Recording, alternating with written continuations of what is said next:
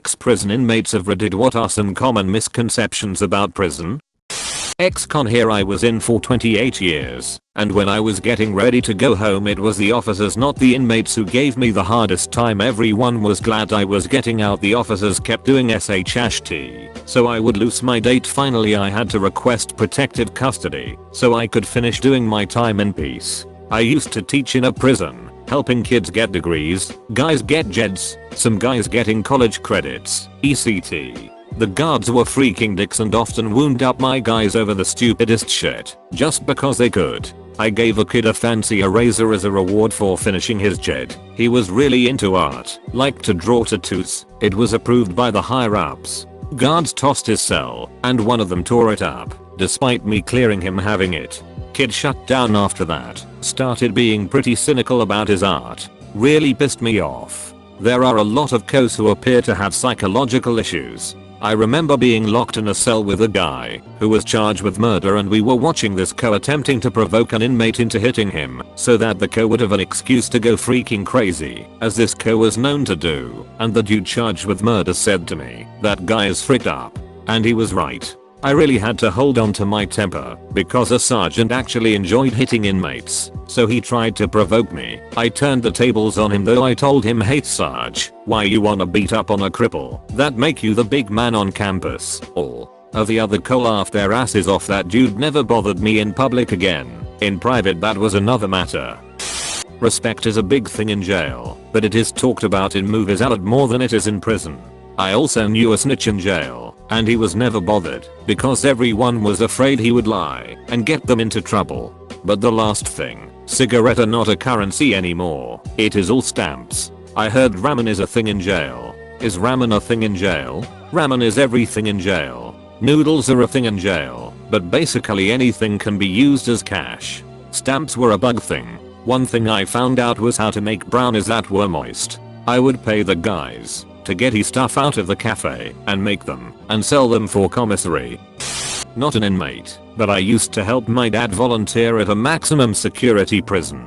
A lot of people say stuff like watch out for the lifers, they have nothing to lose if they want to kill you, but it's usually not true. Though if I had to guess, lifers want people to believe that when serving a life sentence your whole life is prison. Every comfort you have is from hard-earned privileges and routine.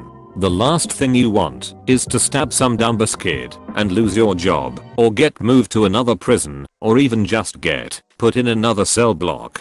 Lifers are more likely to stay out of trouble. Young dumb first timers are the troublemakers. They're either trying to establish a reputation for themselves, or they're scared, or they don't understand prison boundaries yet, so they're going around stepping on people's toes because nobody has set them straight yet. The rape. I was so scared to shower I was shaking. Someone noticed and was like, "I won't let that happen," and had my back. After that I was just bored. I had friends and a TV, but still. Jail rather than prison, but a lot less happens inside than what you see in any movie/TV show ever. A whole lot more time where nothing interesting is happening. I've also seen people make fun of juvenile detention as if it's kindergarten or something. I've been in juvie too, and given the choice between juvie and jail I would go for jail. Juvie is way more unpredictable. Juveniles are way less likely to follow inmate rules. Juvie is way more annoying and has way more random fights than jail does. That there's a ton of horrific rape going on. There's plenty of prison sex going on, but most of us like it. JK. In all seriousness, it's this thunderdome of constant fighting and whatnot. Most guys just want to do their time and go home. So as long as you don't talk a lot of shit, rack up gambling debts, or get too involved in anyone else's bullshit, you'll probably be alright. Fighting happens, but it's generally about commissary or contraband that someone feels owed for. Occasionally it's just male posturing, but that usually means shit talking occurred. You nailed it. All the noobers I came across I gave the same 3 bits of advice to. Don't gamble, don't run up a debt, and don't get involved in something that doesn't involve you. Too bad so few took that advice. Gambling is okay, but do it in moderation, and know who you gamble with. Don't make a large bet with someone you don't know well. If they lose and don't want to pay, you gotta handle it. Served 8 years in a minimum security prison. While dropping the soap is dangerous, it's not for the reason you think. That shower floor is nasty, and once you drop the soap it's tainted with everyone's stank, bodily fluids, pubic hair, etc, etc. That's why it's best to let it go. I was incarcerated for just over 6 years. I come from an upper middle class family and had my own negative perceptions of the other inmates I was in there with as well. I learned that, while our upbringing was different, we all struggled with the same core issues and emotions. I learned a lot about prejudging people based on appearance and circumstance. We had more in common than we had differences, regardless of our upbringing. Many hardened criminals were simply victims of their environments and would be upstanding citizens had they been dealt a different hand. Most were just misguided and never had any direction. I found the spectrum of humanity to be similar to the outside world and witnessed many incredible acts of kindness as well as many antisocial acts, just as you would find in the real world. What were you in for? I made a horrible decision to drive while intoxicated and caused a crash that took the life of the other driver, a 61-year-old man named Vince. You'll probably like the podcast Ear Hustle. Obligatory, not an ex-con but post. My sister had a baby with a guy who was somewhat institutionalized. He'd deliberately get locked up so he didn't have to worry about rent, bills, etc while away. He would do his time, catch up with friends and family, and when it got too much, he would commit crime. Apparently things like picking a fight in a bar to the point where cops would arrive and he would stand still with his arms out waiting to be handcuffed. Or he would go rob a petrol station, pretend he had a gun, think pointy finger in pocket, and deliberately not use a disguise. Perhaps it was because these crimes didn't require a maximum security place, but he loved it. He said it was easier to be told what to do instead of making decisions. Also, access to library, exercise equipment, not having to cook, etc. Personally, the thought of being locked up scares me in terms of loss of freedom, etc.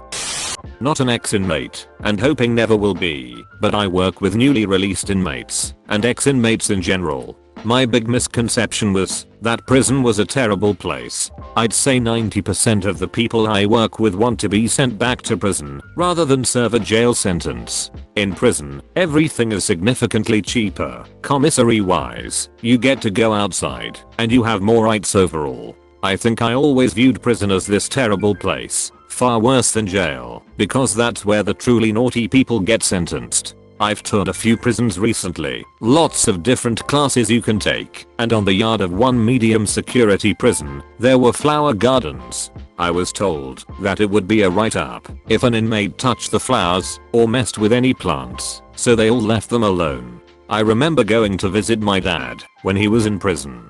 They had an outside visiting area full of raised beds with flowers, tomatoes and other things. That was 10ish years ago, but I still think it was neat. I agree. The flower gardens on the yard were my favorite pleasant surprise. Sometimes I will tell my prison guys about how excited I was when I saw the garden. They always look so amused, like duh, why wouldn't we have a garden?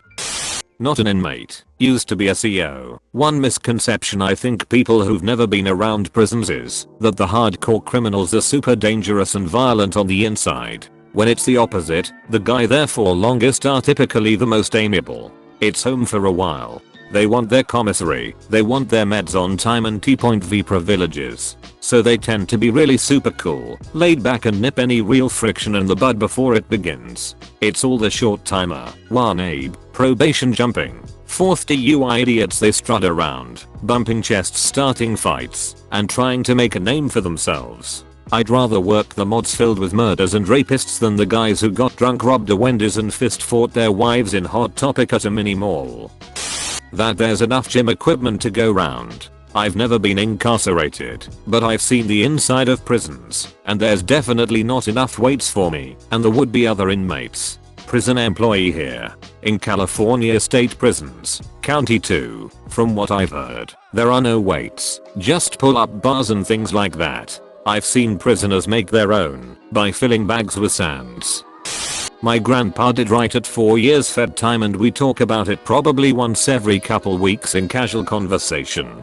He had money going into the bullshit, so he paid for his laundry to be done, bed to be made friends with kitchen guys to get extra food, and Waze had money on the books. Said it wouldn't be so bad for a couple of things. He hated the fact that nobody would shut the frick up at night. He's a light sleeper. He wasn't prejudiced before his sentence. He says he lost major respect for black people due to their mob mentality. He is an extremely adaptable person and was in his 50s by the time he went in, but the fact that he had to put life on pause for laws he didn't agree with pissed him off more than anything. He missed out on some big family events and some formative years in mine and my siblings' childhood. I think I got my deep-seated hatred for authoritarian concepts and a government that would subject its citizens to the prison industrial complex when they came to scoop him. I'll never forget them rifling through his house and taking him away for reasons I didn't grasp yet. The prisons here in the UK would totally dehumanize you. We'd be awoken on the morning by the sound of all the kettles in the building boiling at once, and you really need to hear that to understand just how disturbing that is. This was just the first step in the mental torture to follow. We'd be marched into the main hall where the chief officer would be sitting on a high chair and we'd be paraded around beneath him chanting, "We are otters, we are buggers." You had to do this if you wanted to eat that day. Guards would play recordings of the Queen Mother crying softly over the loudspeakers to further demoralize us and hide our scones on a daily basis. One particular bad guard would turn all his clothes back to front before walking down the pite row so the inmates couldn't tell if he was coming or going. You could hear them screaming, and that's when you knew this particular guard was taking one of his walks. I know prison here is a lot different to the US, but I thought I'd share in the interest of providing another perspective. I'm happy to answer any questions you might have. Thank you very much for watching. For more content, please leave a like and subscribe to this channel. I would also appreciate you commenting on this video. Have a great day.